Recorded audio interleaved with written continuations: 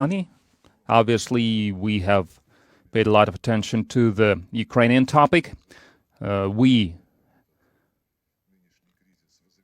have told how this crisis was coming about for years, while our Western counterparts who took patronage on the Kievan regime just stood by idly, doing nothing. And we also told how the special military operation to protect Donbas citizens from the direct military threat is being carried out. How do we try to resolve the issues of demilitarization, denazification, including during the negotiations that were initiated last week and are still ongoing, and Belarus now via video link.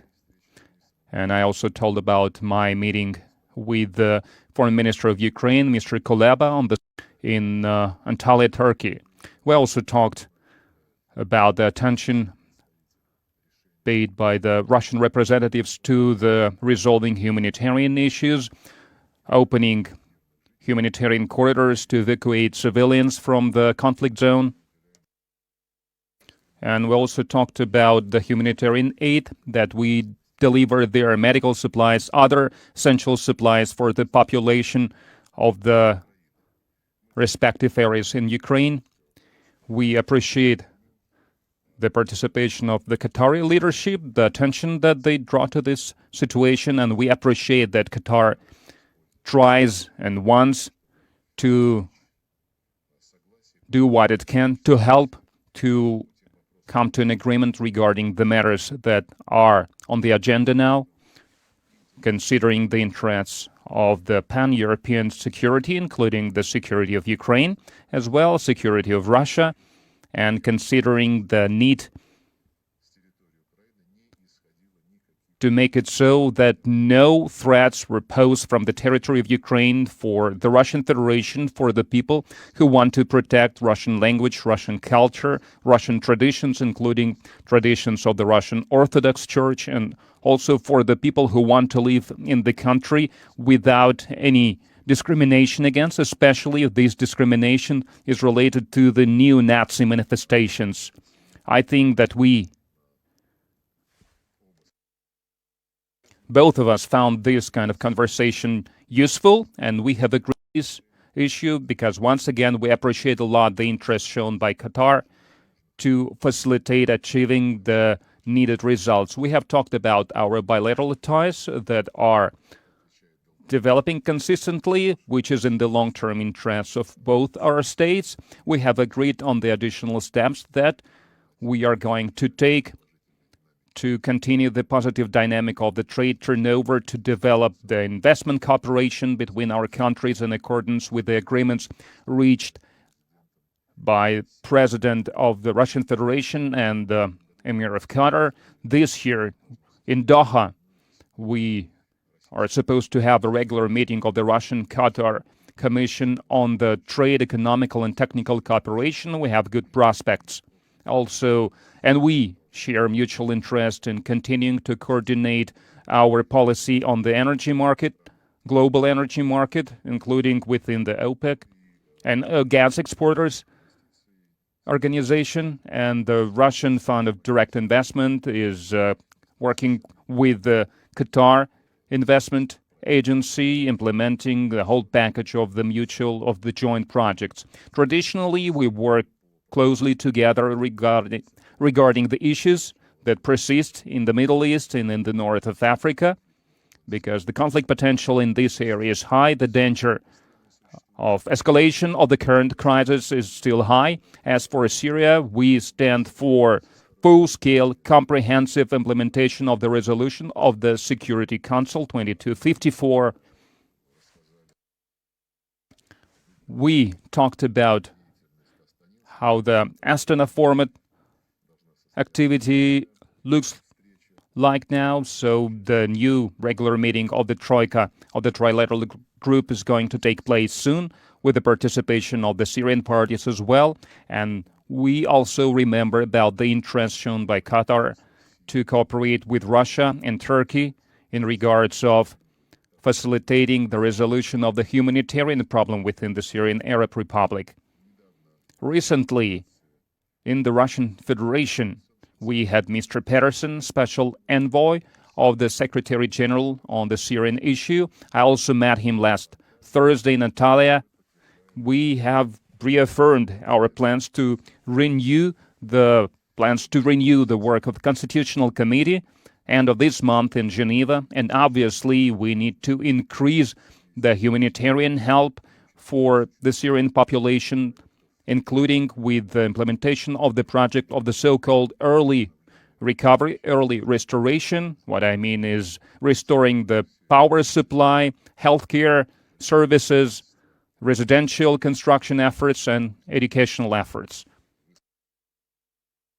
All the members of the Security Council supported this resolution, but for the time being, it is being implemented slowly. And under the edges of the UN, we try to draw the attention of international organizations towards it and the attention of donors that are supposed to implement this request, this appeal from the Security Council.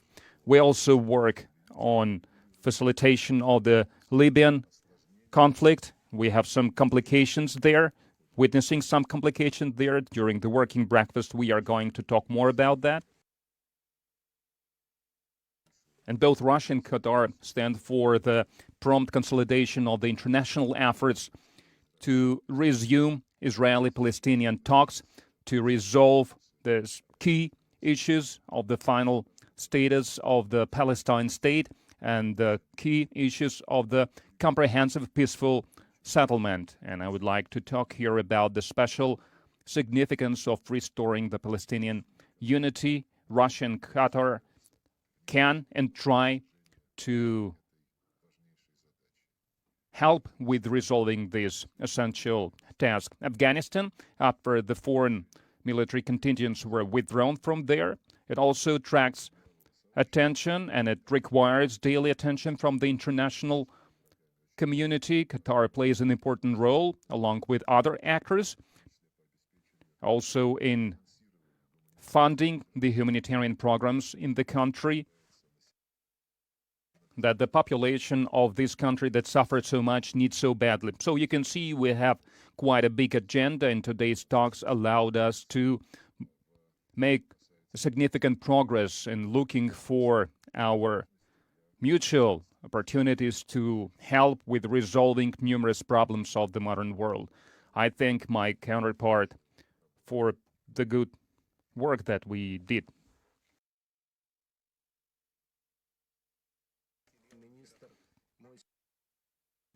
My today's visit to Moscow is happening in a very difficult international situation because the entire world is now watching. We have talked substantively about the situation in Ukraine, about the confrontation there, and also about the negotiations that are taking place in Belarus. We discussed all the aspects of the situation, including the humanitarian aspect. I tried to explain to the minister that common sense should prevail and we should try to find a peaceful solution via diplomacy for this crisis. And the minister told me about the outcomes of the latest consultations on settlement of the situation in Ukraine, and I also shared my contacts with the European and international counterparts on resolving the situation, because we are all interested in seeing this crisis resolved peacefully as soon as possible to bring back people to their homes. The state of Qatar is not going to spare any efforts regarding expediting the settlement of the situation in Ukraine in concerted efforts with international partners, because Qatar always tries to settle all the conflicts via diplomacy under the UN Charter and under the principles of international law. We always stand for resolving all the crisis situation in accordance with these documents. No force should be allowed, no sovereign integrity should be violated, and also there should be no violation against the religious and cultural freedoms. We have also talked about certain aspects of the regional situation. We talked about the Iranian nuclear accord and the Vienna talks. Thank you. And also we talked about Afghan dossier. Thank you so much, Minister.